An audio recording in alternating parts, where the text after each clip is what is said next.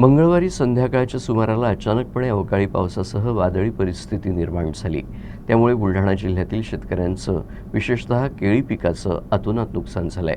नुकसान होऊनही शेतात अधिकारी फिरकले नसल्यानं शेतकऱ्यांमध्ये प्रचंड असंतोष पसरला आहे. वादळी वाऱ्यामुळे आमच्या केळीचं अतोनात नुकसान झालेलं आहे.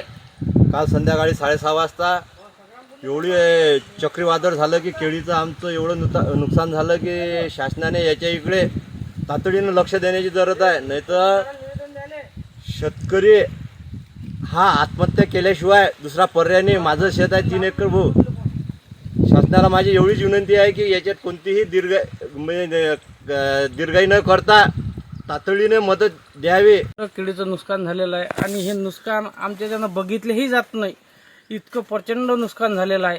आणि शासनाचा यांच्यावर काहीतरी हे लवकरच मदत जाहीर करावी असं आम्ही हे करत आहोत. इतकं प्रचंड नुकसान झालेलं की आता आमच्याच्यानं बोलणंही अनावर होत आहे की बा हे असं इतकं हे होऊन आम्हाला इतकं दुःख होतं की बोलावंही वाटत नाही.